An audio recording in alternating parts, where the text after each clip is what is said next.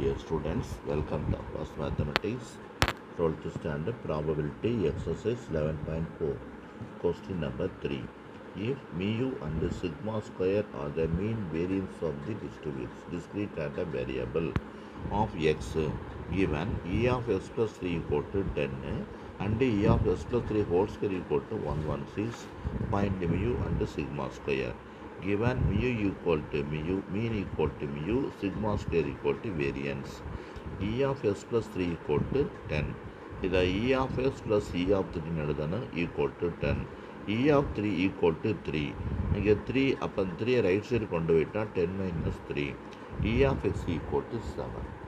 அப்போ mean equal to E of x 7 கிடச்சிருக்கு. அதுக்கடுத்து வேரியன்ஸ் கண்டுபிடிக்கணும்.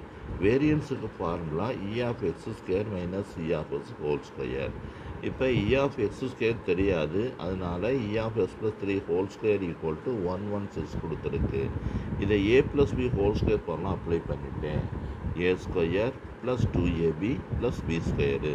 இப்போ E of x square E of 6x E of 9 வரும். இ ஆஃப் எக்ஸ் ஸ்கொயர் இந்த 6 வெளில கொண்டு வந்துட்டோம்னா 6 E of x plus E of 9 இப்போ இ ஆஃப் எக்ஸுக்கு வந்து நம்ம ஆல்ரெடி 7 கண்டுபிடிச்சிருக்கோம். அப்போ 6 × 7 + 9. அப்போ இ ஆஃப் ரெண்டையும் மல்டிபிள் பண்ணாக்கா 42 + 9. E of x square equal to 51 equal to 116. அப்போ E of x square equal to 116 - 51. therefore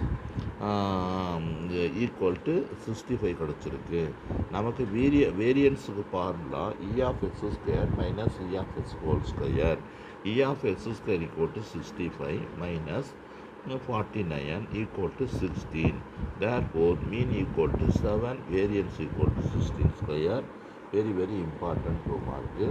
இதை பார்த்துக்கோங்க.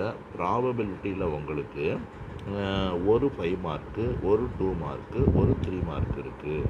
ப்ராபபிலிட்டியில் 5 மார்க் சம்மு கொஞ்சம் தான் இருக்குது. அதனால் ப்ராபபிலிட்டி வந்து உங்களுக்கு ரொம்ப ஈஸியாக எடுக்கக்கூடிய வாய்ப்பு அதிகமாக இருக்குது. இதெல்லாம் important question, previous year question.